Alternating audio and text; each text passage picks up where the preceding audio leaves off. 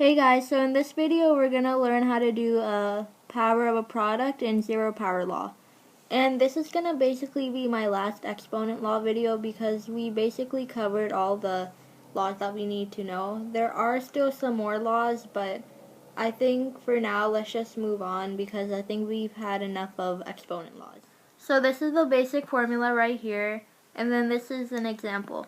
So what's happening here is that both of these bases are being squared by this exponent. So then you get this, and then your final answer is this. Another thing you can do is, instead of writing out this, you can just already do the squaring part in your head. So 2 squared is 4, and then 3 squared is 9, and then you will get 36 either way. So this here is just like when it's written out all the way, or you could also just do all that squaring and multiplying in your head. On the example problem before, there wasn't any exponents, but if there are, you have to just multiply the exponents regularly. So say if your exponent on the inside of the parentheses was 3, and then the exponent on the outside is 2, then you just multiply it 3 times 2, and you're not supposed to square that. You're only supposed to square the base. So here is just a little cheat sheet. So I put a lot of examples on one page because these are relatively easier than the other exponent laws, so these will go by quicker. So for number 1, remember for the base you have to square it or cube it depending on what exponent there is. So 3 cubed is 27. And then for the exponent, you have to just multiply regularly. So 3 times 2 is 6. So you get 27a6. And remember, if you wanted to, you could also write it out completely. So if you wanted to do it like 3 cubed times a6 and then solve it, then you could have actually done that too. Number 2, remember to square the base. So 6 squared is 36, and then 2 times 2 is 4, so 36b4. So for number 3, we don't have a base, so 2 times 2 is 4, so x to the 4th, and then 2 times 2 is 4, so y to the 4th. So this is your final answer. So number 4 is a little bit different. So first, just square the base, so it's 9. Then multiply the exponent, which is 4. And then bring this multiplication sign down. And then 2 squared is 4. And then 2 times 2 is 4. So now this becomes a multiplying exponent problem. So just solve it like you would a multiplying exponent problem. So first, multiply the bases. So 9 times 4 is 36.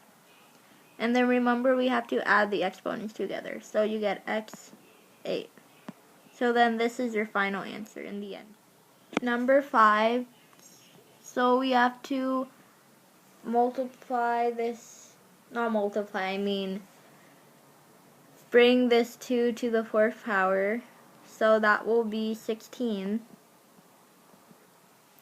And then just multiply 4 times 4, so that's 16. And then y, and then 4 times 4 is 16.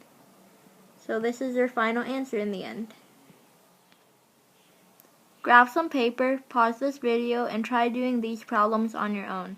For number 6, square the base, so 5 times 5 is 25. And then remember, if there's nothing by the variable, just imagine that there's a 1. So 1 times 2 is 2, so m to the 2nd power.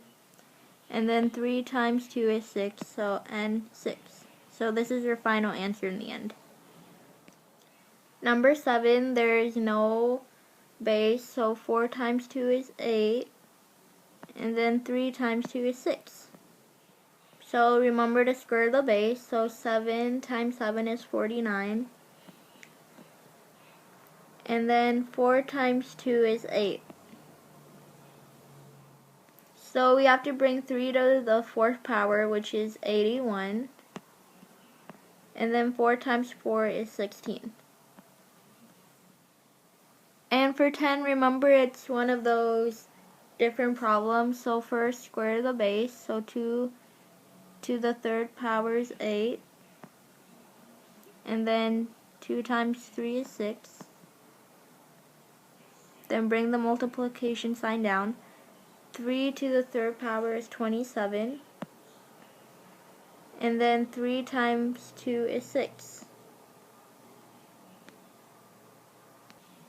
So remember, this becomes a multiplying power problem. So 8 times 27. 8 times 27 is 216. And then remember, add the exponents. So it's y to the 12th. And I'm sorry that the number came out so big. You could have used a calculator if you wanted to. So hopefully you got all those example problems right. This exponent law is pretty easy. There aren't a lot of things to remember about it. So now we're going to go to the zero exponent law. So here's the formula, and then this is an example.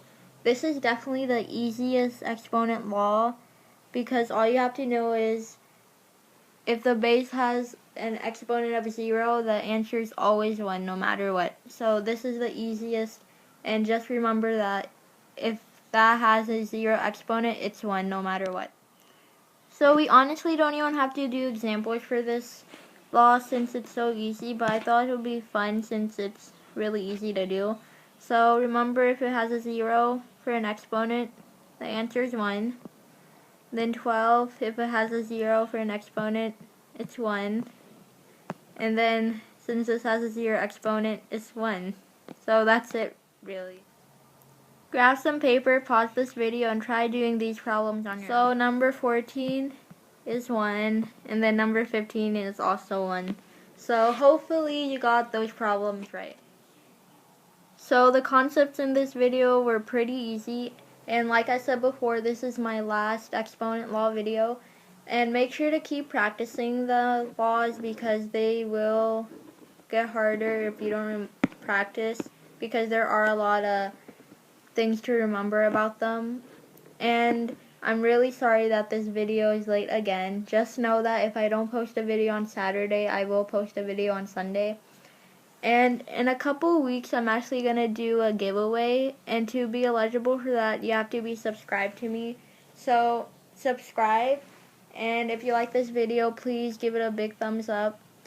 And comment below what you want me to do next. And comment what your favorite exponent law was. And follow my Twitter if you aren't already.